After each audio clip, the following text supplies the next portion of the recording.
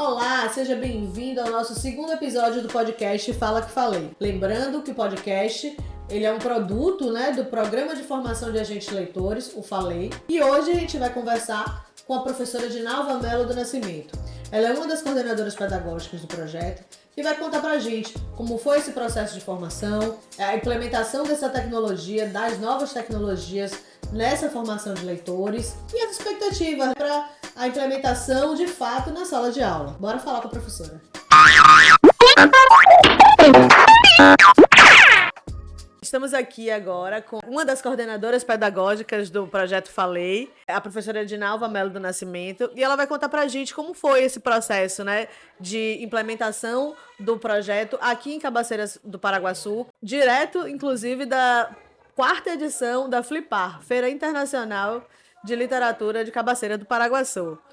Pois é, esse é um dia em que, ao gravarmos essa reflexão sobre como se deu esse projeto e que hoje a gente considera uma primeira etapa do que a gente normalmente denomina de culminância, que ele aconteça exatamente como previsto numa feira literária e que ele aconteça coincidentemente ou talvez não tão intencionalmente no Dia do Folclore. Oh, maravilha. Então, assim, eu acho que é uma feliz coincidência, se apenas foi uma coincidência, ou se o município, ao escolher esse período para a realização da feira, percebeu a conexão que existe entre um projeto que tem a fala e que tem a leitura e que tem o letramento como a base, como foco, não é?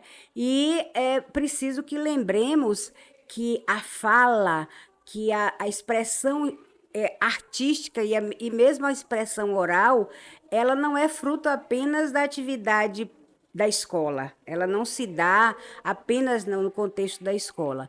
E o que isso, além das heranças culturais, e por isso a relevância do próprio Dia do Folclore, a rigor, que devia ser todo dia, aliás, as nossas festas comemorativas, elas têm o equívoco de serem pontuais, porque do folclore, é das nossas tradições, é daquilo que a nossa ancestralidade preserva e guarda, mas sem ter tantas chances de divulgar, de partilhar, que se faz necessário projetos dessa natureza para que a gente possa casar a tradição, que é a tradição do letramento, da leitura, dos processos de alfabetização, mas num contexto muito mais de decifrar símbolos, esquecendo de que não se trata apenas disso, mas o projeto tentou agregar um aspecto da contemporaneidade, que é exatamente as tecnologias.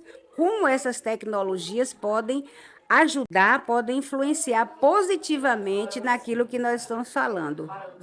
Por isso, a pertinência da realização dessa atividade de juntar os pedaços, de juntar todo aquilo que parecia fragmentado na relação com as escolas, na relação com os professores, na compreensão da Secretaria de Educação, para que ela se coadune com a grande meta que o Estado da Bahia escolheu para esse momento, considerando os resultados não tão agradáveis do lugar que o Estado ocupa nos índices de alfabetização.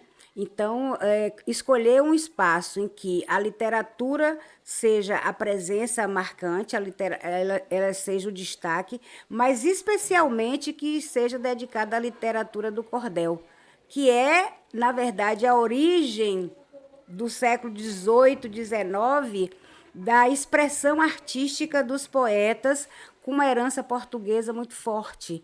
E exatamente por conta disso é que o Nordeste é muito tradutor, é o espaço privilegiado da expressão desse cordel, que felizmente foi considerada patrimônio imaterial, mas que isso não é suficiente. E por isso ter uma feira que tome o cordel como mote e ter um projeto que tente fazer esses links inclusive com a tecnologia, que é o diferencial do projeto. Isso faz com que nós tenhamos a capacidade de formar professores que façam o que a gente chama do dia a dia, o feijão com arroz, mas que ele seja capaz de se conectar com esses estudantes do terceiro milênio, não é?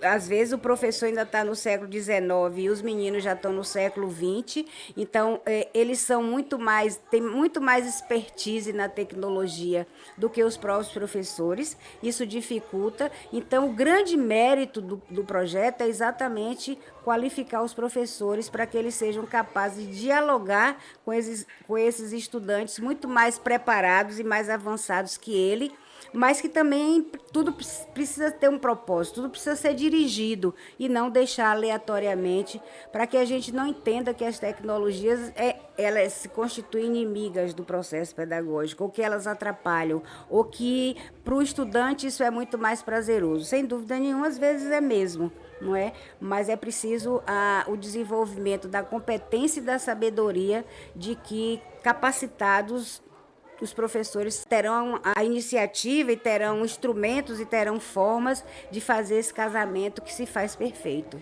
Conta pra gente como foi esse processo de formação, né?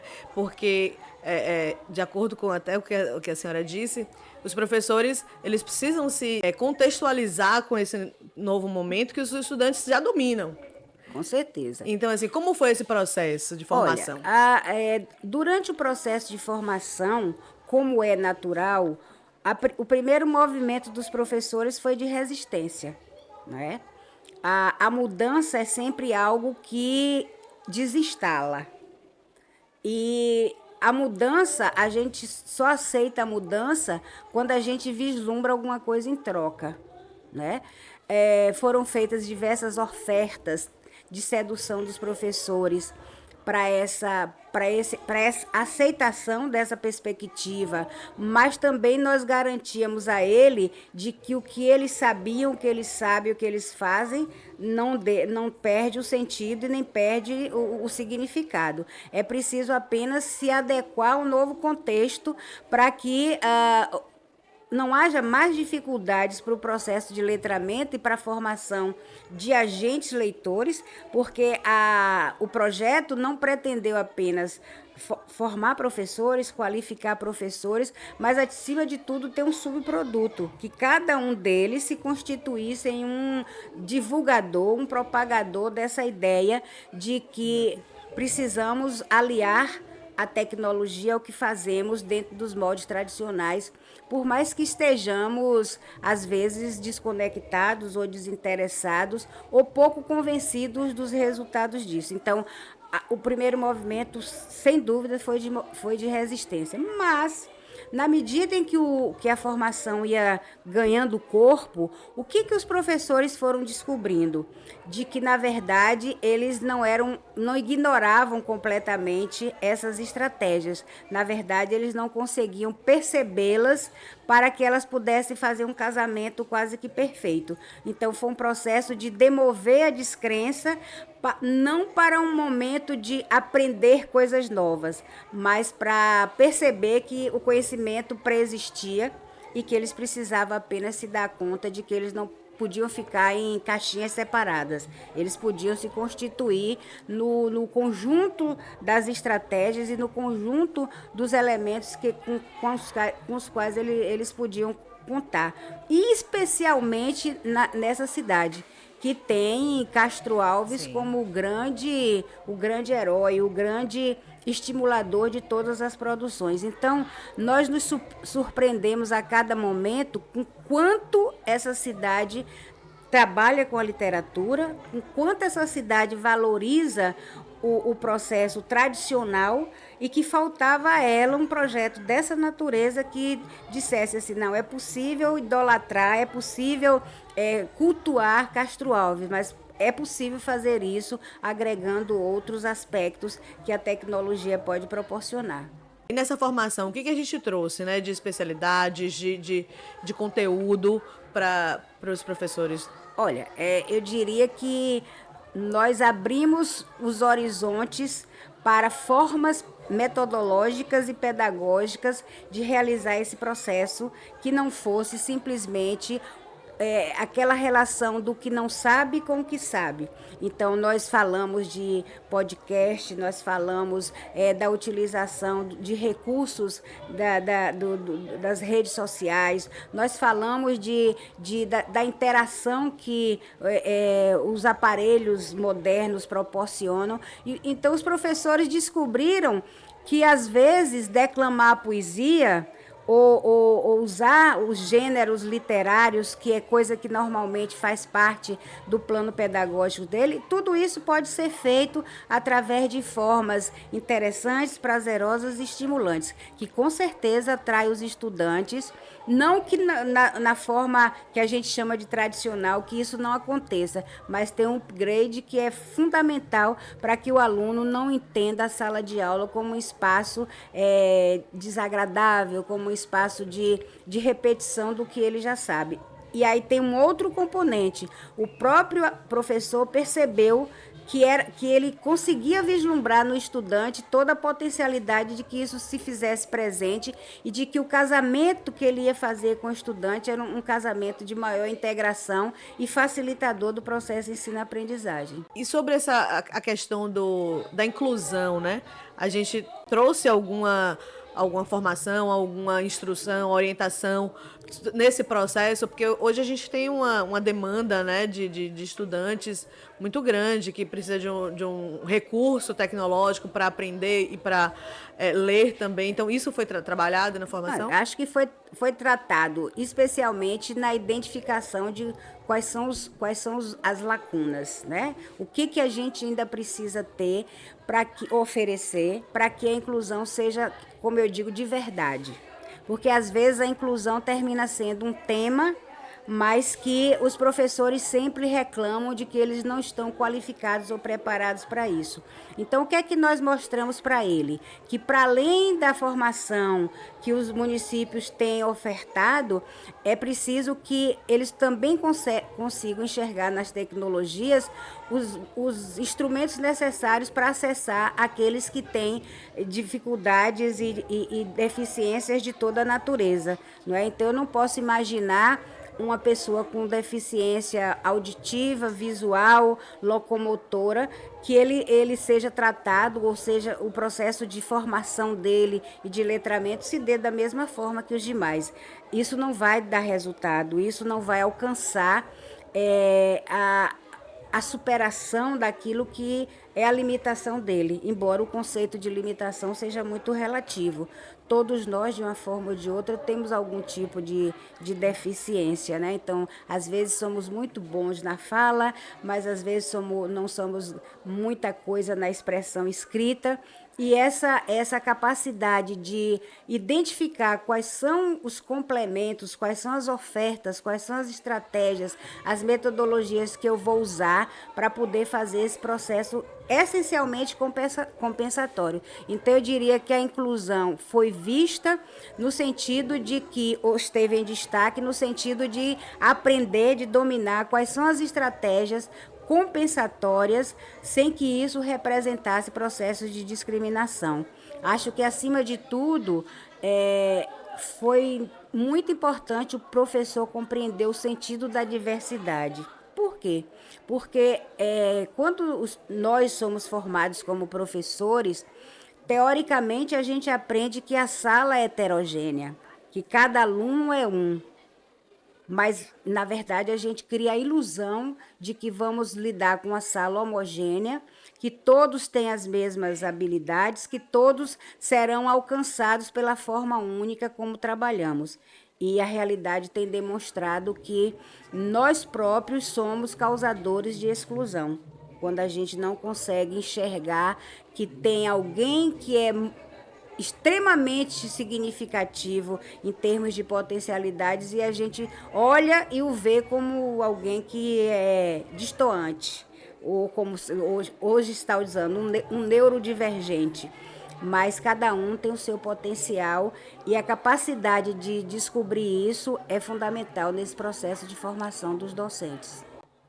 Perfeito. E o que o projeto traz de tecnologia nesse processo, né? Ele entregou algum equipamento, agregou, além do conhecimento do professor, a essa instituição? O que vai ser feito em relação a Com isso? certeza, acho que assim, a gente proporcionou às escolas um Kindle, a gente proporcionou até entrar em contato com e-books, que na verdade parece uma palavra vinda da estratosfera.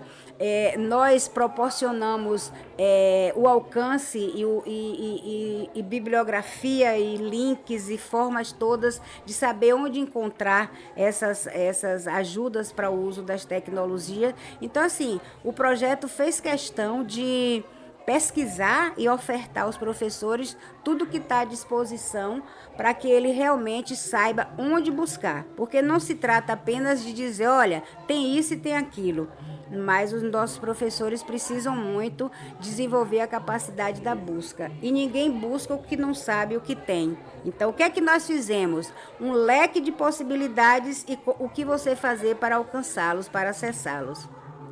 Perfeito. E qual a importância, né, de trazer esse projeto para dentro da escola? O que a senhora destaca como assim uma mensagem de estímulo para essa prefeitura, para essa instituição, de querer implementar o Falei dentro da sua escola? Olha, da sua eu rede? acho que esse projeto qualquer município gostaria de implementar, né? Ele tem um diferencial extremamente significativo na medida em que ele vai mostrar aquilo que é a base do significado até mesmo da cultura. Como é que a gente parte dos valores culturais dos nossos alunos, da cidade, do território onde atuamos e faz o casamento com a pedagogia, com a tradição, com a formação tida como escolar, né? Então, isso sempre é esquecido, né? Eu acho que é interessante lembrar a lição de Paulo Freire quando ele diz que antes de ler, a gente precisa fazer a leitura do mundo.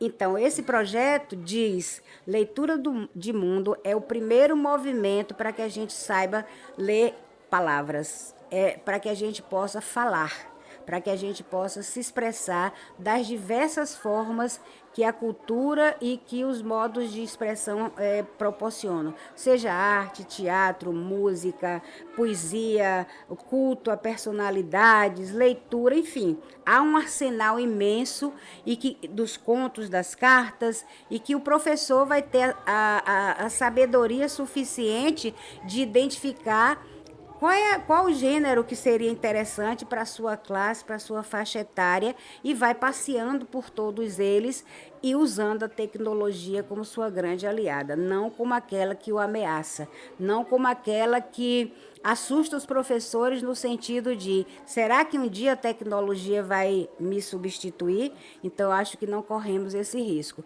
É atividade que ela precisa ter a mediação de alguém que tem experiência, que tem a leitura de mundo, que tem a vivência e faça essa articulação, mas sem esquecer de que há um mundo lá fora e há um mundo dentro da sala de aula que precisam conversar. Perfeito. Tem alguma mensagem para deixar para a gente, para esses estudantes, para esses novos leitores que estão em formação? Olha, eu acho que a mensagem que merece ser destacada é: se o projeto chama Formação de Agentes Leitores, eu apelo para que vocês assumam essa condição e que tentem também repassar essa mensagem para cada colega que não teve, eu diria, o privilégio de fazer parte do grupo selecionado, que vocês façam dessa cidade cada vez mais uma cidade literária e cada vez mais a leitura e a possibilidade de falar como forma, inclusive, terapêutica de existir, que ela esteja presente e que vocês possam sensibilizar municípios próximos e, quiçá, com os que conceberam e financiaram o projeto, que eles possam replicar. Eu acho que é um projeto muito bem-vindo para qualquer circunstância da Bahia, especialmente no momento em que a gente se dá conta de que a responsabilidade de letrar, de alfabetizar é de todos nós, para que a Bahia saia desse lugar que nos entristece. E aproveitar também essa integração do projeto com os movimentos de feiras literárias, movimento de feiras literárias que está... Assim, acho que as coisas começaram a ganhar uma integração e ter um destaque que eu não sei se é o universo conspirando, mas vamos imaginar que haja realmente uma intencionalidade. E o fato da sua culminância ser exatamente numa feira literária que tem o cordel, a literatura de cordel, a mais tradicional de todas as formas poéticas conhecidas pelo Brasil e extremamente destacadas e importantes no Nordeste, eu acho que dá a dimensão do quanto a gente, mesmo que de forma inconsciente, a gente esteja cônscio de que nos cabe essa tarefa e dela nós não podemos nos excusar. Então, dever cumprido aqui em Cabaceiras? Com certeza, sem dúvida nenhuma, e uma vontade de querer mais, uma vontade de fazer mais em outros lugares, com outros desafios, mas sempre na perspectiva de que a tecnologia é uma grande aliada. Então, fica a mensagem e a gente volta em outro episódio. É isso, encerramos o segundo episódio do podcast Fala Que Falei, com a entrevista com a professora Dinalva Melo do Nascimento. E confesso que eu fiquei curiosa para saber os resultados da implementação desse processo em sala de aula. Quero saber a opinião dos estudantes, dos professores e conhecer um pouco da realidade aqui de Cabaceira do Paraguaçu.